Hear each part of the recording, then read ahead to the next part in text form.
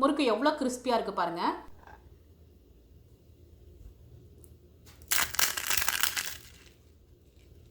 Hello friends, welcome to zaagzoogkitchen.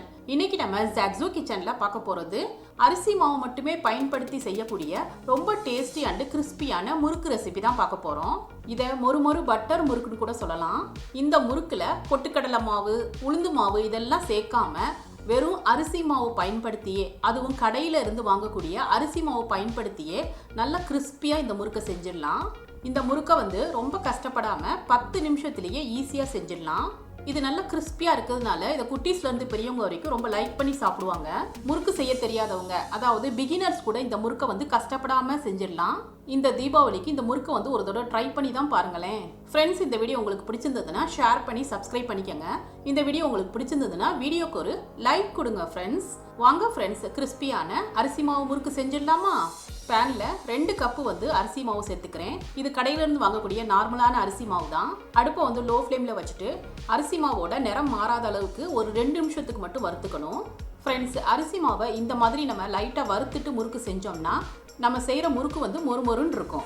இப்போ இதை ஒரு பிளேட்டுக்கு மாற்றி வச்சுக்கிறேன். இது கொஞ்சம் ஆறட்டும். ஃப்ரெண்ட்ஸ், நீங்கள் எடுக்கிற அரிசி மாவு ஃப்ரெஷ்ஷாக இருந்ததுன்னா முறுக்கு வெள்ளை வெள்ளைன்னு வரும். இப்போ அதே பேன்லேயே 2 கப்பு தண்ணி சேர்த்துக்கிறேன். 2 கப்பு அரிசி மாவுக்கு 2 கப்பு தண்ணிங்கிறது சரியான அளவாக இருக்கும். இப்போ இதில் 1/2 டீஸ்பூன் உப்பு சேர்த்துக்கணும். இது கூடவே 2 டேபிள் ஸ்பூன் பட்டர் சேர்த்துக்கணும். 1 கப் அரிசி மாவுக்கு 1 டேபிள் ஸ்பூன் பட்டர் தான் சரியான அளவு. இப்போ இதில் 1/2 டீஸ்பூன் சீரகம், 1/2 டீஸ்பூன் எள்ளு சேர்த்துக்கணும். எள்ளு ஆப்ஷனல் தான், உங்களுக்கு தேவையில்லைன்னா நீங்கள் ஸ்கிப் பண்ணிக்கலாம். இப்போ இதில் 1/2 டீஸ்பூன் பெருங்காய பவுடர் சேர்த்துட்டு இது நல்லா கலந்து விட்டுக்கணும்.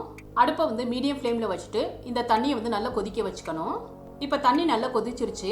அடுப்பை லோ ஃப்ளேமில் வச்சுட்டு நம்ம ஏற்கனவே வறுத்து வச்சுருந்த அரிசி மாவு சேர்த்துக்கலாம். இதை கைவிடாமல் கலந்துக்கணும். அரிசி மாவு சேர்த்ததும் இந்த மாதிரி உடனே கெட்டிப்பட்டுக்கிட்டே வரும்.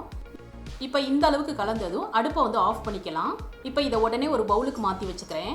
இது இன்னும் நல்லா சூடாக இருக்குது. இதை ஒரு பிளேட்டால் கவர் பண்ணிவிட்டு ஒரு 5 நிமிஷத்துக்கு அப்படியே வச்சிடலாம். இப்போ 5 நிமிஷம் ஆயிடுச்சு.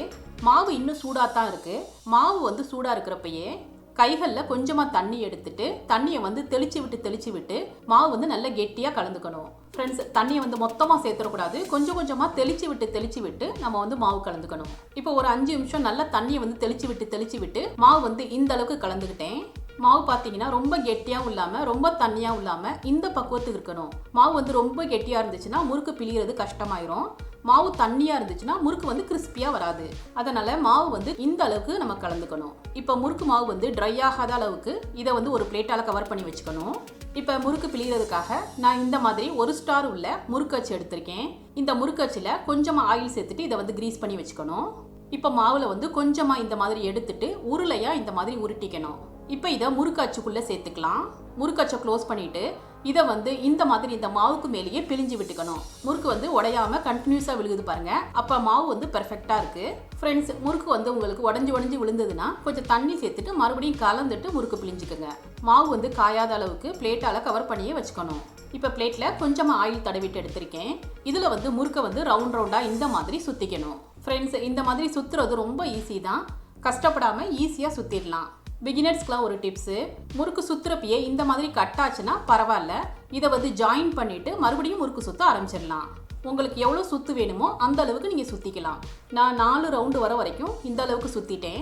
இதோட எட்ஜை இந்த மாதிரி லைட்டாக ப்ரெஸ் பண்ணி அமுத்தி விட்டுக்கணும். ப்ரெஸ் பண்ணி விட்டோம்னா தான் முறுக்கு எண்ணெயில் போடுறப்ப பிரியாமல் இருக்கும். இதே மாதிரி இன்னொரு முறுக்கு சுற்றி காமிக்கிறேன் பாருங்கள். இப்போ பிகினர்ஸ்க்குலாம் இன்னொரு டிப்ஸ் சொல்லிக்கிறேன்.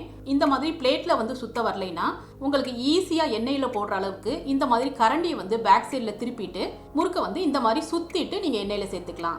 இந்த மாதிரி கரண்டியில் சுற்றிட்டு எண்ணெயில் சேர்க்குறது ஈஸியாக இருக்கும். இப்போ நான் ஓரளவுக்கு முறுக்கை சுற்றி வச்சுக்கிட்டேன். இப்போ முறுக்கை ஃப்ரை பண்ணிக்கலாம்.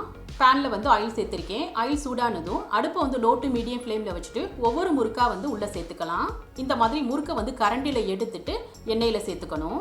நீங்கள் எடுத்துருக்க பேனுக்கு தகுந்தாப்பில் முறுக்கு எவ்வளோ சேர்க்க முடியுமோ அந்த அளவுக்கு சேர்த்துக்கோங்க. நான் 3 முறுக்கு வரைக்கும் சேர்த்துருக்கேன். அடுப்பை லோ ஃப்ளேமில் வச்சுட்டு நம்ம முறுக்கை குக் பண்ணோம்னா முறுக்கு எண்ணெய் குடிச்சிடும் ஃப்ரெண்ட்ஸ்.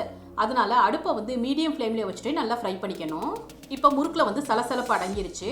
முறுக்கு ஓரளவுக்கு ஃப்ரை ஆயிடுச்சு. இப்போ இதை ஒன்றா இந்த மாதிரி திருப்பி விட்டுக்கலாம். இப்போ மறு சைடு முறுக்கு நல்லா வெந்ததும் இப்போ இதை ஆயிலிருந்து எடுத்துடலாம். முறுக்கு நல்லா பார்க்குறதுக்கே நல்லா கிறிஸ்பியாக ஃப்ரை ஆகிருக்கு பாருங்கள். இதே மாதிரி இன்னொரு பேட்சை சேர்த்துட்டு நான் ஃப்ரை பண்ணிக்கிறேன்.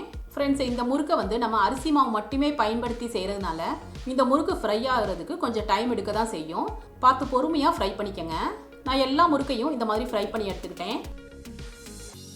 எனக்கு 2 கப்பு மாவுக்கு வந்து 18 முறுக்கு வரைக்கும் கிடைச்சது. முறுக்கு எவ்வளோ கிறிஸ்பியாக இருக்குது பாருங்கள்.